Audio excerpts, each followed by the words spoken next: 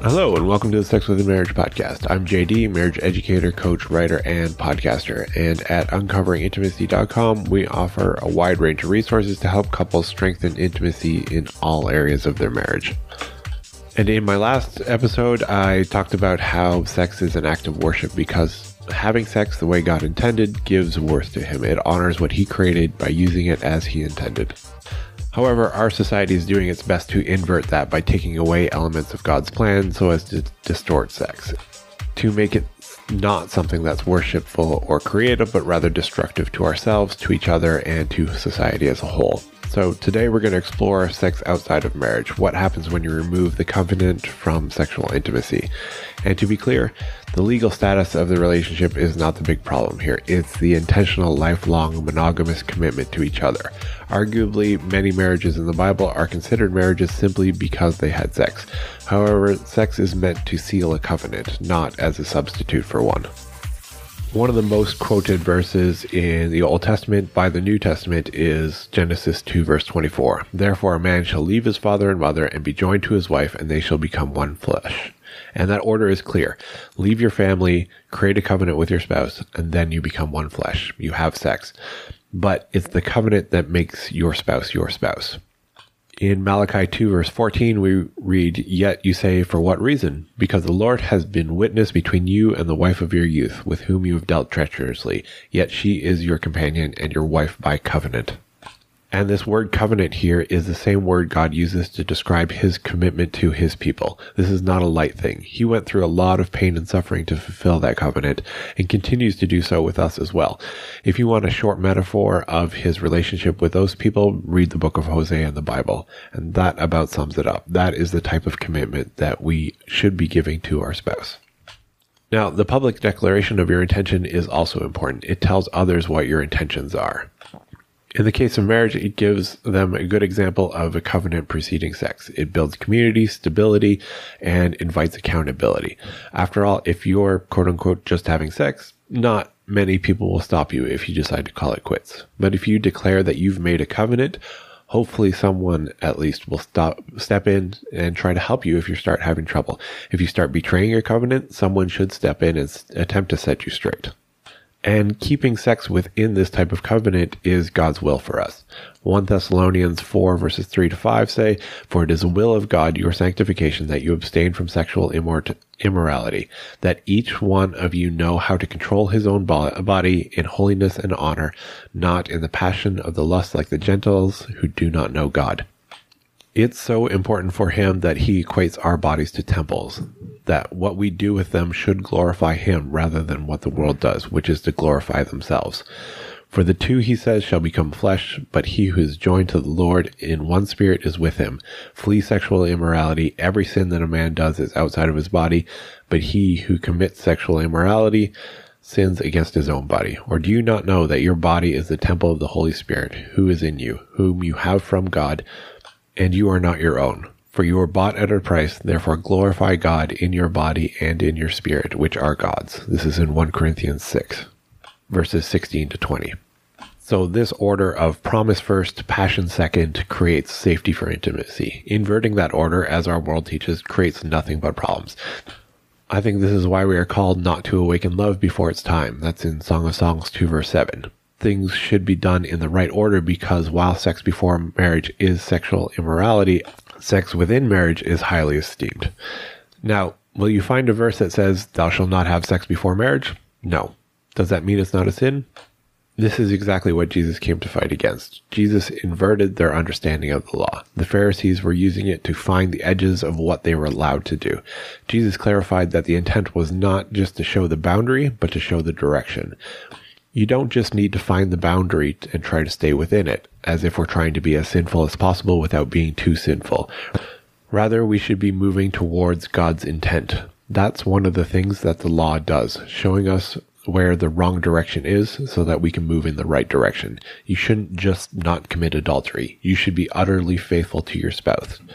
We're going to talk about gatekeeping in another episode. And this is how you walk out a faith that's focused on God rather than focused on sin. Too many Christians act like children, trying to figure out how much they can get away with without getting in too much trouble. And every example in the Bible of sex outside of that covenant ends in pain or judgment. There is not a single positive example. Whereas we are repeatedly reminded that a man should have his own wife and a wife should have her own husband.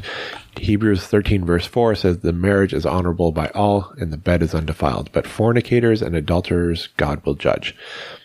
And the solution to sexual sin? Yep, find a spouse. Not make sure you find someone good at sex. It's not even don't have sex. It's get married. That's God's solution to the problems of sexual desire. 1 Corinthians 7 verse 2 says, nevertheless, because of sexual immorality, which includes fornication, adultery, and all these things, let each man have his own wife and let each woman have her own husband. And this doesn't just include young people either. 1 Corinthians 7, 8-9 says, but to the unmarried and to the widows, it is good for them to remain even as I am, but if they cannot exercise self-control, let them marry, for it is better to marry than to burn with passion.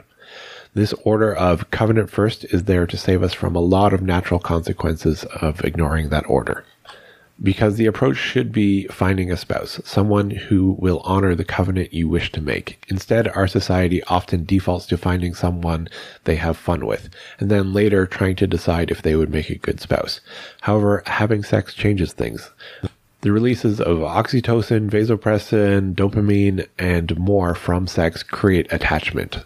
They make it more difficult to end a relationship. This is by design, I believe. In a marriage, this is a fantastic thing, because it encourages you to work through problems, to grow, to learn how to love in the truest sense of the word, not just to make you feel good. Sex is like glue, and it helps hold a marriage together. But outside of marriage, this becomes a hindering factor. You shouldn't be using glue to test to see if you're compatible. You become even more infatuated with your partner. You may fail to see red flags that you otherwise would have. As a result, those who have sex outside of marriage are more likely to feel stuck in an unhealthy relationship because their body is committed before they ever made a conscious decision to be. And they often haven't evaluated their partner as a long-term partner. Because oxytocin doesn't know if you made a commitment or not, it just knows that you had sex. And so it's going to help bind you to whoever you had sex with. And if you had sex with a lot of people without that commitment, you start ignoring that bond. Your brain will start discounting it. People who have had multiple partners prior to getting married are shown to struggle more in their marriage, particularly in those things that feeling emotionally bonded would help with. Couples who have sex prior to marriage tend to exhibit higher jealousy and relational anxiety and have lower long-term satisfaction. Research shows that when couples cohabitate before formal commitment, marital quality and satisfaction tend to decline. Transitioning into cohabitation before marriage is associated with declines in measures of relationship quality over time. Now, I think this is partially because many of them didn't really choose a life partner. They chose a good enough for now partner, and then it sort of morphed into a long-term relationship. As well, if you can manage to hold off the temptation to have sex before marriage, then you train yourself against similar temptations within marriage, including adultery. Those who have sex before marriage have higher rates of adultery as well. This increases with the more partners that you've had before marriage. Women with only one partner in their lifetime have about a third of the divorce rate as those who have had two or more, and it keeps increasing. By the time you get up to 9 partners, it's now doubled the risk.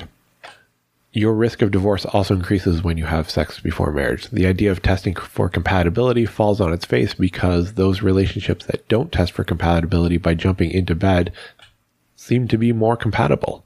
I think it's because their relationship is based on a covenant rather than a sizing up. It's the idea of whatever you've got, we'll figure it out, rather than, well, let's just see if we're a good fit. Then if things change in the future, that fit is broken. Testing compatibility actually reduces commitment rather than what it's claimed to intend to do. As well, compatibility is based on a lie that people are static beings who never change. I talk to men and women all the time who are frustrated that the sex that they had before marriage is nothing like the sex that they're having in marriage. Now, that brings other issues to the table, but the point I want to address here is that people change. Their sexual preferences, responses, and abilities change.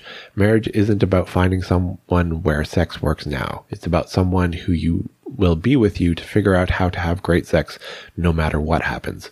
Barring death, then of course you should stop. In these marriages, sexual satisfaction continues to get better as they age, as they grow, as they learn together. They become more skillful. They gain more control. They learn new tricks as they experiment together.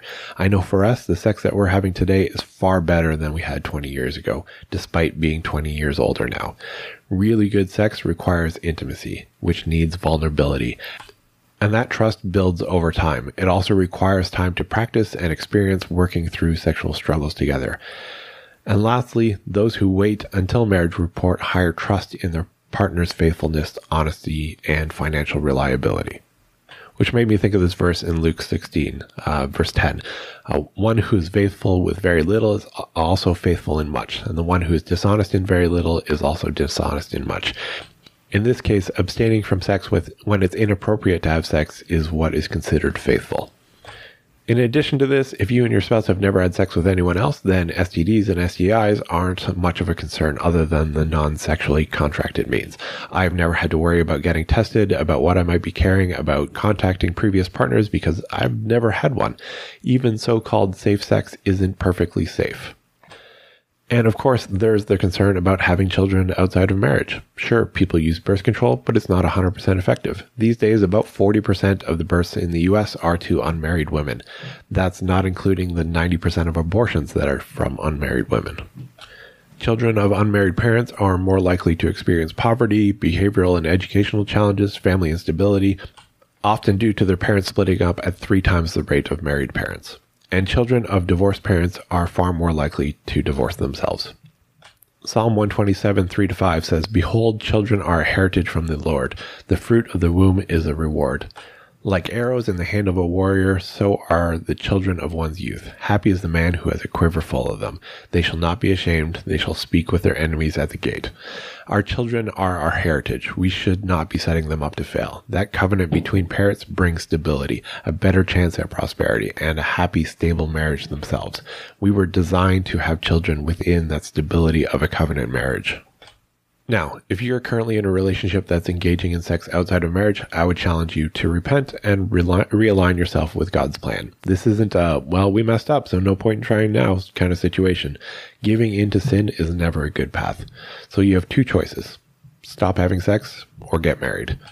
And by the way, there are no loopholes here. Sex is anything sexual. If it involves genitals, it's sex. That includes phone sex, sexting, sending nudes, and anything else you can think of. If you are attempting to elicit a sexual response, you've gone too far. Those are really the only 2 options you have to realign with God. Stop having sex or get married. Everything else is a lie. And I get it. It's hard either way. Trying to stop having sex is incredibly difficult for a couple once you get used to it. That's why the just try it once to see if it works between us is a terrible idea. It won't be once. I guarantee it. Getting married is daunting and not a decision that should be taken lightly. But presumably, hopefully, you've thought enough of this person to open yourself up to them, get naked and have sex together. Hopefully you haven't made a terrible error in judgment. Either way, it's a good idea to seek a mentor and accountability. It may be awkward to ask, but most mature Christians would be happy to help and be thrilled that you're looking for that help. If you want to talk to someone who doesn't know you, book a spot on my calendar. There's a link to it in the show notes. Well, some will say that's not fair that I have to wait for sex. And it's a bit like a 5-year-old arguing that it's not fair that they can't play with fire. It's not fair that they can't play with the sharp knives. It's not fair that they can't shoot the rifle. It's not fair because it's not safe. We want you to have an absolutely amazing sex life. And the best way to achieve that is to wait until you're married. Is that a guarantee? Absolutely not. What is a guarantee is that you're going to have some damage by not waiting. It may be small, it may be subtle, but it will happen. The number of people I've had tell me that they have no negative effects from sex before marriage, right before they start telling me about their problems they have with sex in marriage, is astounding. Waiting isn't withholding. It's investing in a future joy and security. Again, is this guaranteed? No. We're human. We all have free will, including the will to do stupid and hurtful things. And others have the free will to do stupid and hurtful things to us. So we can't promise it will work out. But I promise you're going to struggle if you don't wait, even if you don't recognize it. Waiting is the best advice I have, based on all the data and my experience talking to a vast number of couples with a wide range of experiences. And the Bible agrees with that assessment. Now, if you want to check out the references yourself, I put them all in the blog post. There's a link to it in the show notes. If you disagree and you want to argue about this, again, head over to the blog. There's a comment section. Have at it. I am more than willing to discuss, defend, argue, debate, whatever you want. If you're struggling and need someone to talk to, reach out. You can email me. You can write a comment if you want to remain anonymous. You can book time on my calendar and we can have a chat about it. Whatever you want to do, I'm here to help. Because I want you to have amazing sex within your marriage. And if your experience is anything outside of that, and you need someone to talk to who won't judge you for it, I'm available if you can't find anybody else. Now, the last time I talked about this topic, I had a whole bunch of people ask me, hey, is there a way I can get a copy of this that's not on the website that I can send to my kids, my friends, my whatever? And absolutely. I'll put a link in the show notes to a PDF where you can download it and just have the content of it so that if you need it for whatever reason, either for yourself, for somebody else, but you don't necessarily want it to be on the website, then that's an option. I'll also put a link to the MP3 file for this podcast episode so you can just download it if you want as an individual file. Because I know this is a difficult question and it's hard to tackle with your kids, especially if you don't have all the information or you find it hard to consolidate it down and make a coherent argument against them because, you know, the world is just going to keep telling them to keep doing what they want to do. And if you're a church and you want to start talking about these topics, reach out. I'm more than willing to help. If you need someone to come in and be the bad guy and say all the weird, awkward things and then leave, I'm willing to be that guy too. And if you're listening to this and you're not on our email list, check the show notes. There's a link to subscribe. I'm going to be doing a whole series of these where we go through all of the things that our culture is doing to sex, what they're removing, and what the effects of those are. So if you want more episodes like this, join the mailing list so you don't miss out on anything. And that's it for today. Talk to you next time.